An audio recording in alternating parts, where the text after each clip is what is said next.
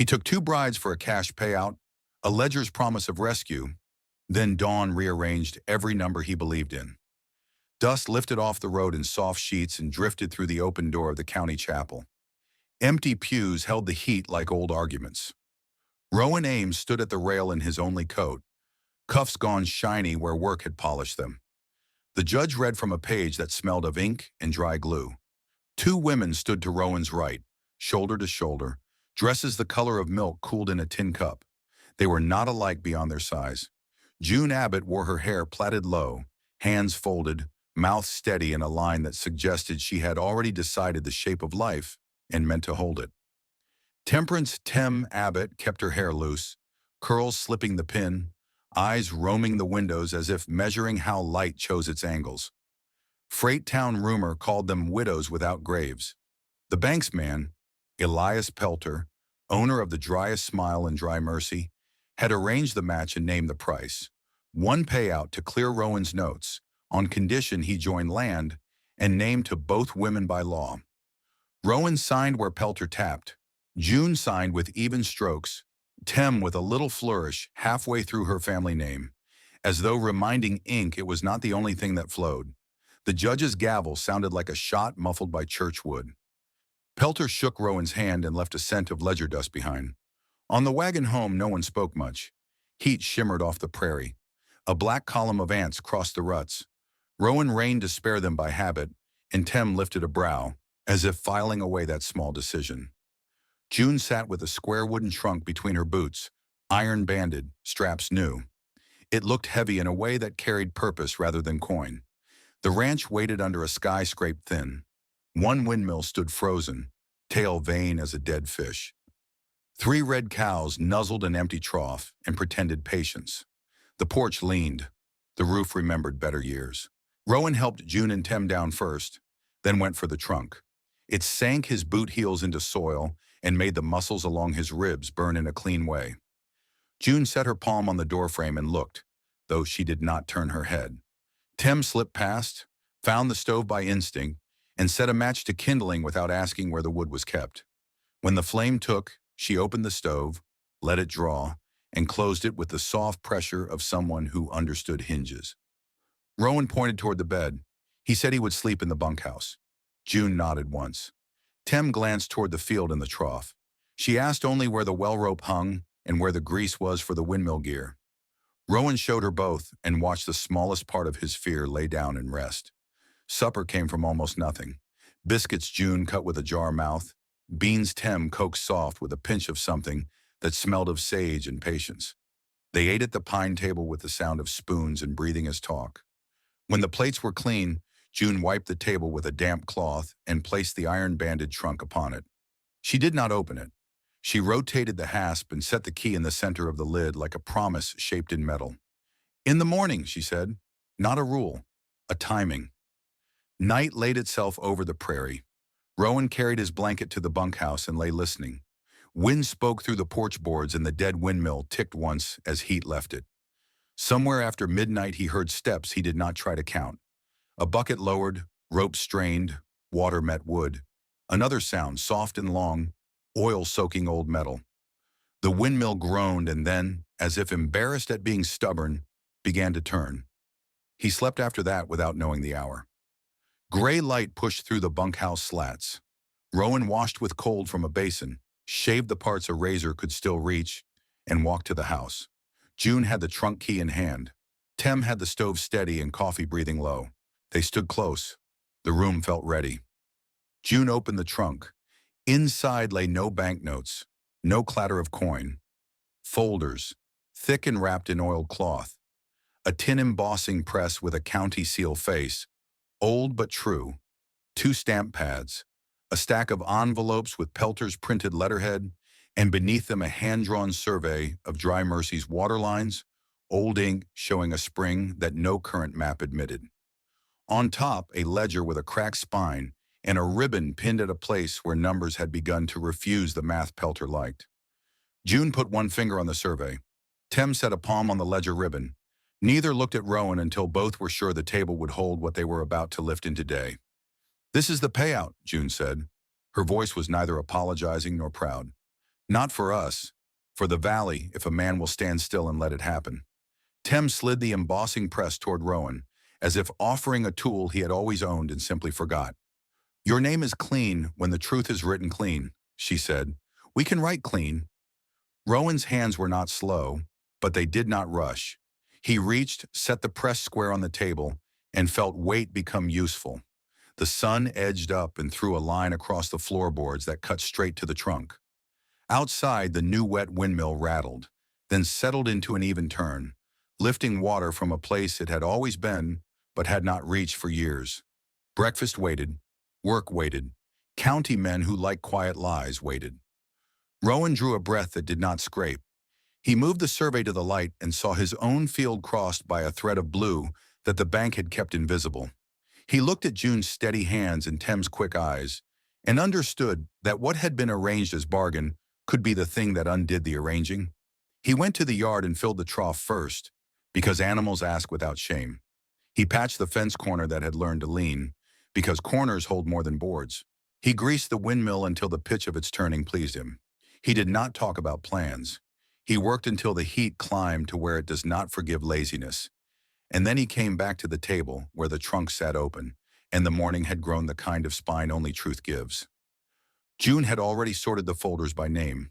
Tim had boiled the coffee down to something that woke the part of a body that counts. Rowan stood and read and did not sit again for a while. The room gathered itself around what he was becoming. Outside, a hawk rode a pocket of air and refused to flap. Inside, paper and iron and the quiet strength of two women waited for a man to stop surviving and start choosing. The ranch, which had learned to imitate failure, held still as if not to startle anything useful. Rowan set his finger on a line where Pelter's stamp sat crooked. He thought of the judge's gavel. He thought of the dead windmill turning. He thought of two dresses like cooled milk and two faces neither asking pity nor offering it. He nodded once. The motion felt like planting. Morning stepped from gray to gold. A wagon rattled somewhere on the county road. In the distance, a dog barked once and considered the meaning of it. The day was a long plank set across a gap, and it did not creak when Rowan put his weight on it. Afternoon heat settled like a blanket that would not lift.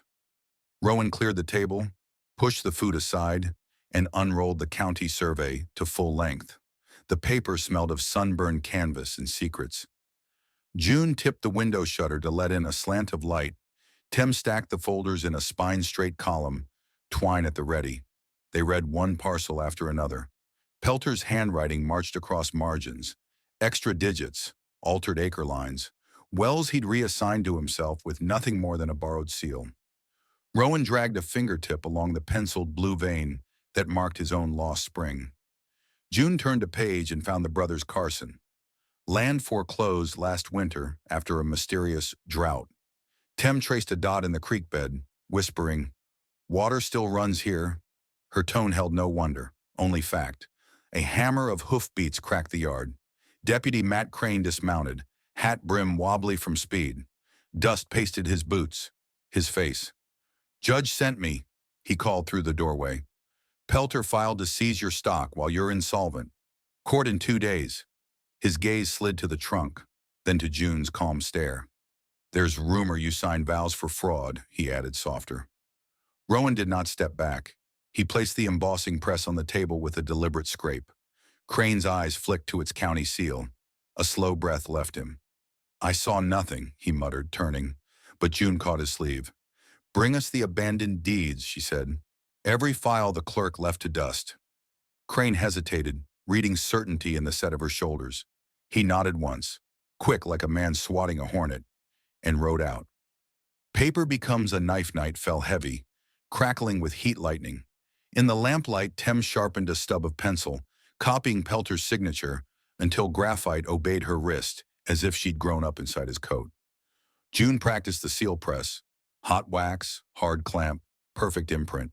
Rowan wrote names. Carson, Dunlay, Sturgis, Hale, a list of families the bank had cut loose. He wrote slowly, speaking each under his breath, pushing voice into places where it used to hide. Near midnight, a wheeze echoed from the windmill. The grease had thinned. Rowan climbed the ladder with lantern dangling. From the high perch, he saw two riders below, silhouettes faint against the wheat. They paused, studied the house, turned south toward the creek road. Recon, not attack, yet. He let them go, memorizing the tilt of their hats. Back in the kitchen, he found June folding linens for the guest room. "They'll come sooner," Rowan said. June nodded. "Then we finish sooner." They worked until roosters mistook the lamp for dawn. The first return Matt Crane arrived at mid-morning with 2 flour sacks of documents, edges curled, dust thick as flour. "Clerk's vault key was under the blotter," he said. Tem fetched coffee. Crane drank deep, stared at their neat stacks. "If you're wrong," he cautioned, "the county owns your hides." June placed the survey atop the heap. "If we're wrong, the county already owns everyone's." They collated. Deed, falsified lien, Pelter's withdrawal slip, map point. Rowan stamped each bundle with Pelter's own seal, adding a note in bold graphite. "Forged by Pelter, void." Every strike felt like dropping a stone down an empty well and hearing it hit water, not dust.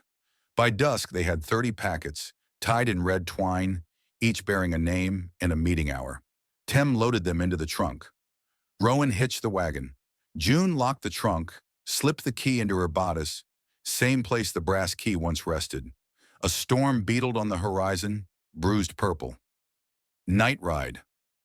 They left the ranch under a quarter moon, wagon wheels hushed by dry sand.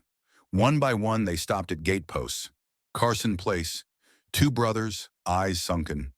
Packet pressed to calloused palms. No word but a spark somewhere behind tired lids. Dunlay Orchard, widow in shawl, shotgun across lap. She lowered the barrel when she saw June. Packet tucked under shawl, a single nod. Sturgis dry lot, family of 5, barefoot in dust. Packet placed atop a Bible on the rail. Silent blessings traded in lamplight. With each delivery, the trunk lightened, and the valley seemed to breathe. Thunder rolled but held its reign. Before dawn, they reached the ridge above town. Below, Pelter's office glowed. Lanterns, guards. Rowan counted 4 horses tethered. June pressed a hand to his arm. "Not tonight," she said. "We need the ink to dry in daylight." They waited on the ridge until sunrise smeared red over clapboard roofs. Then they turned home, empty trunk thudding a hopeful rhythm against wagon boards. The gathering storm Deputy Crane arrived again, this time coatless, leading 3 more families who'd read their packets through the night. Behind them came Carson wagons, Dunlay's mule team, Sturgis on foot. By noon the yard swarmed, a congress of anger and relief. Rowan stepped onto the porch rail, raised a fist, not to quiet them, only to be seen. "I'm married for money," he began, voice rough but steady, heads lifted. "I found ink older than my debts and water deeper than my well. Tomorrow we ride into town together. We'll speak the same sentence." Tem handed him the embossing press. June unfolded the survey like a banner. Thunder finally broke, spilling hot rain.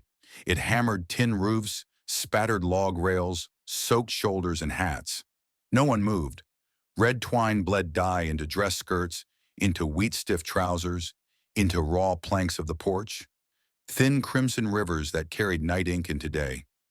Inside the house, the wind rattled the window glass, but the trunk, now empty, stayed open as if waiting for new stories to fill it. The kitchen smelled of wet earth and fresh ink.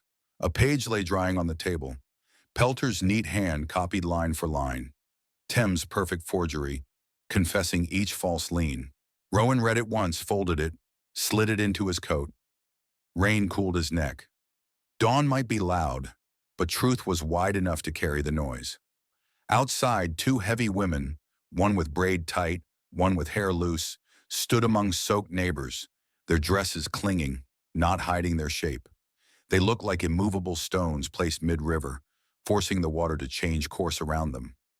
Rowan stepped down, took one of June's hands, one of Tem's. They squeezed back, neither shy nor loud, and the yard seemed to settle around the grip. Lightning split a cloud, white on wet wheat. The next day waited, thick with thunder, and the valley leaned forward to hear it.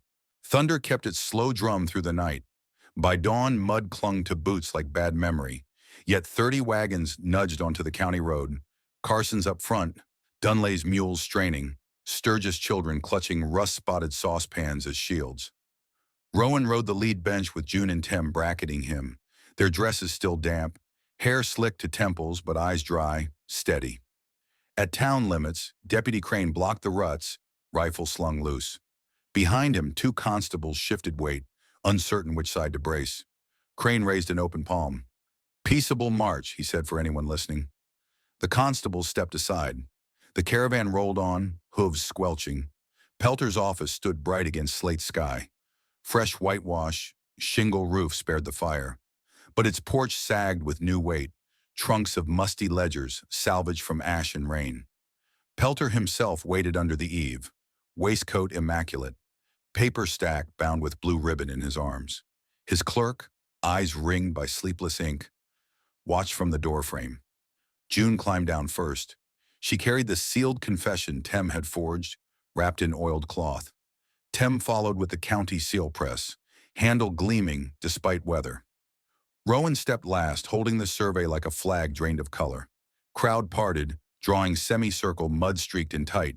Pelter's voice tried firm. "Private property, state your business." Crane cleared throat but did not move. Authority had crossed into deeper water than his badge could ford. Rowan unrolled the survey across Pelter's porch rail. Wind snapped corners. Tem pinned them with the press. June unfolded the confession on top, seal fresh and red as heart blood. Pelter's cheeks blanched, then flushed, ink against floodwater. "Forgery," he barked. June answered, "Your own hand." She pointed to the practiced loops Tem had mastered, identical to Pelter's. Murmurs spread, some folks laughed, a sound raw, unused. Judge Hawthorne appeared from the alley, robe tucked under arm, boots splashed with stable muck.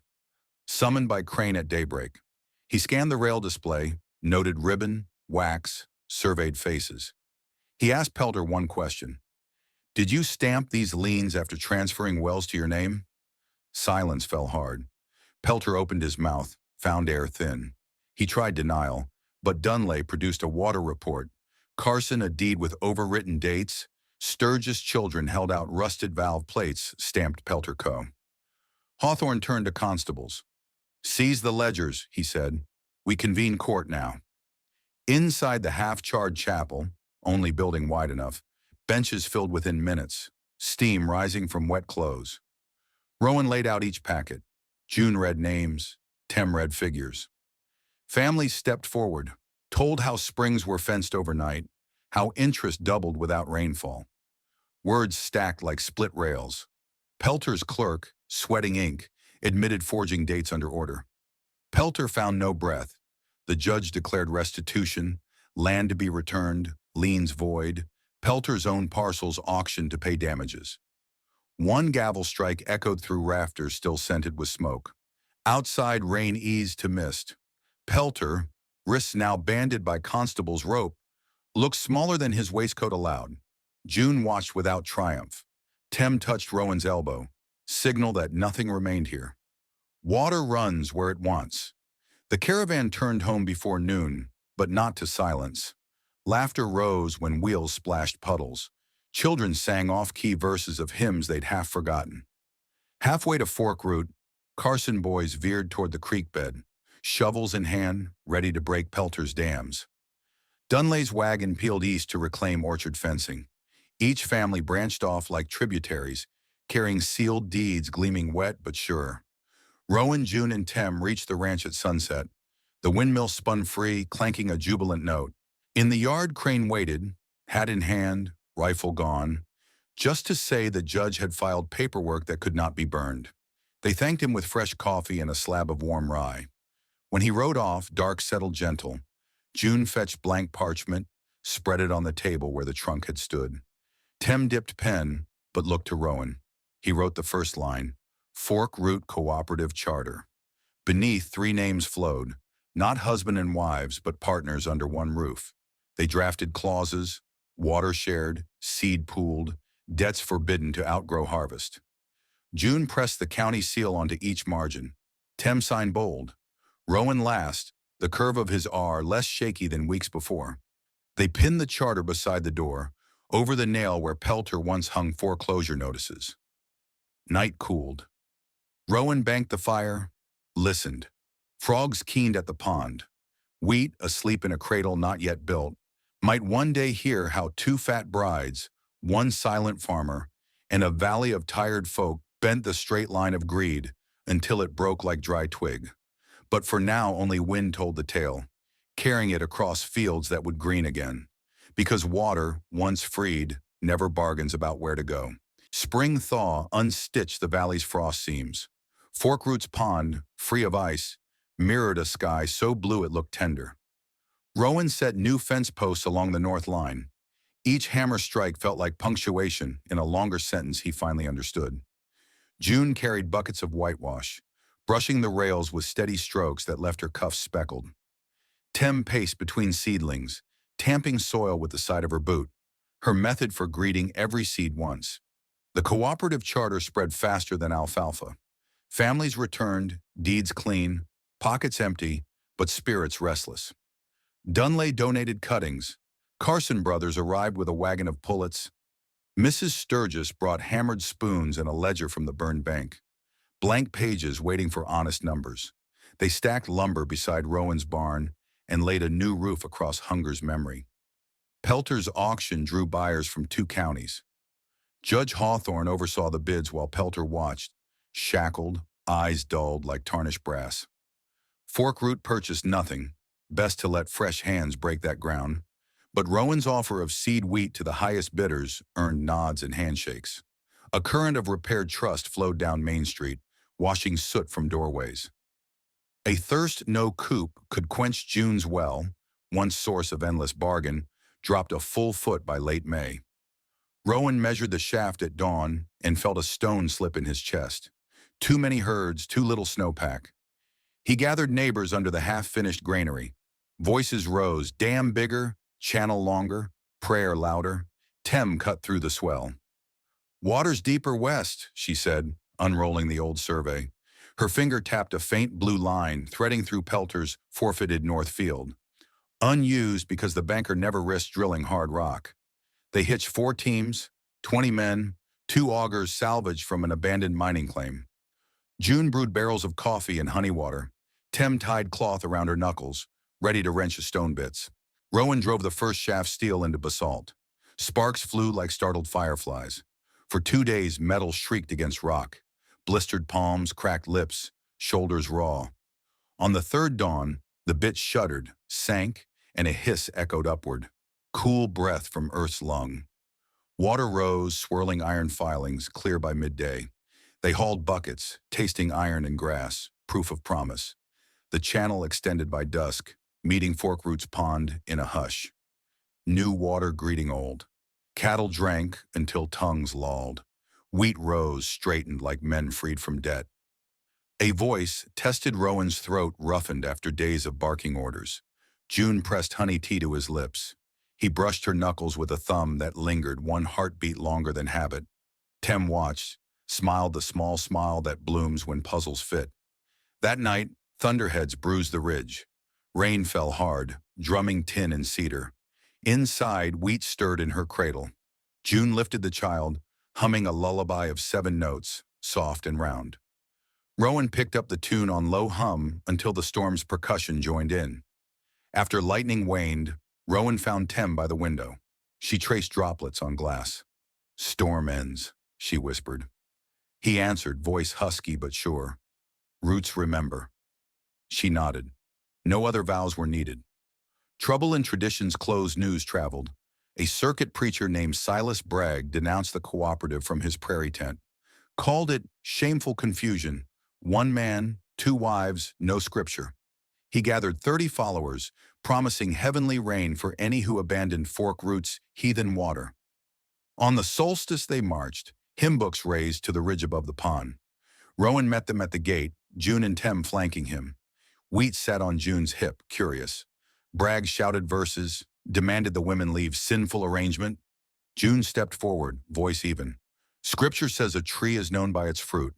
Ours fed your sheep last month." She handed Bragg a jar of honeyed beans, sealed with Forkroot's crest. He faltered. The crowd's hymn stumbled. Tem lifted Wheat so the infant's round fist rested against the jar lid. Judge Fruit, Tem said. Silence longer than thunder filled the space. Bragg's followers looked at one another, unsure. The preacher retreated without another verse. Honeyjar remained in his idle hand. That evening, people from Bragg's company appeared one by one, trading labor for bread, asking quietly if water still welcomed them. Forkroot's gates, painted fresh, swung wide. Bread shares. Its name by harvest the valley thrummed. Grain threshed, beans strung to dry, peach limbs creaking with yield. June organized a bakehouse line. Tem directed wagons. Rowan oversaw plow repair for anyone whose blade had died on rocky ground.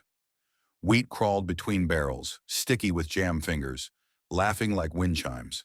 The first Forkroot fair opened under muslin awnings, stitched from Pelter's unclaimed sailcloth.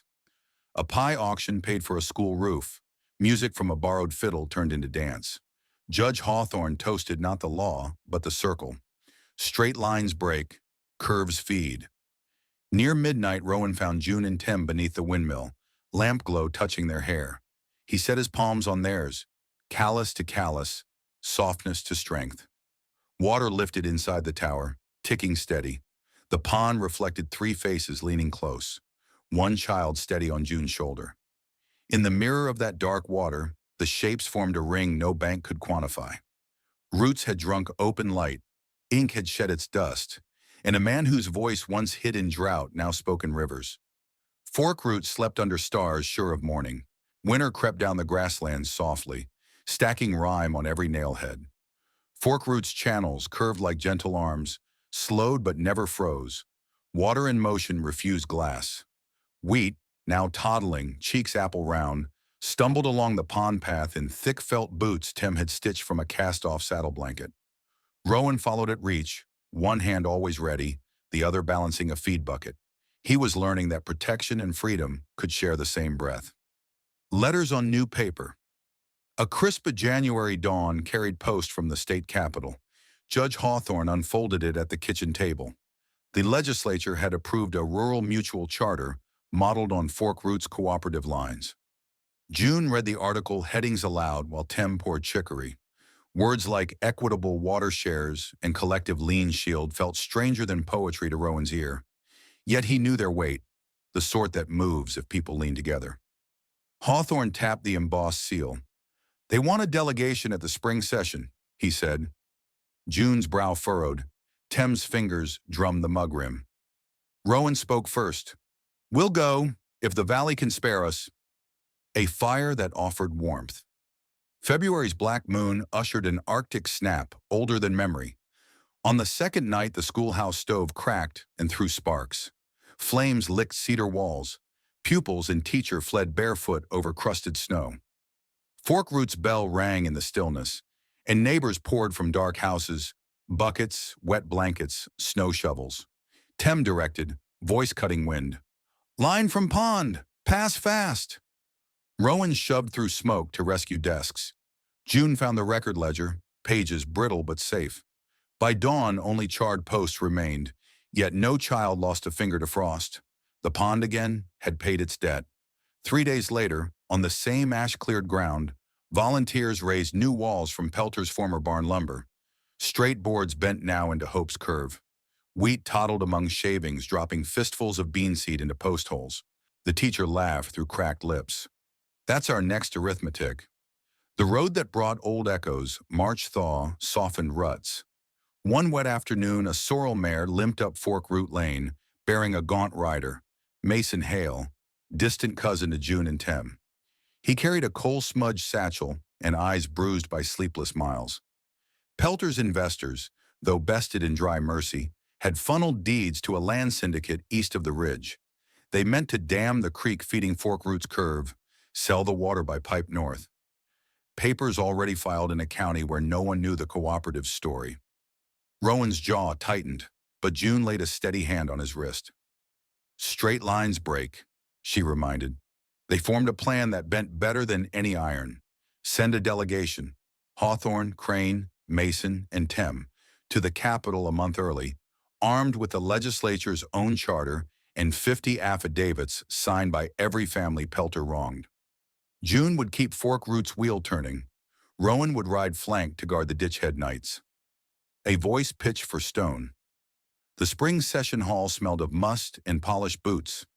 Legislators in shiny frock coats glanced sideways when Tem Abbott, broad-shouldered, shawl pinned with a pine cone brooch, strode to the speaker's rail.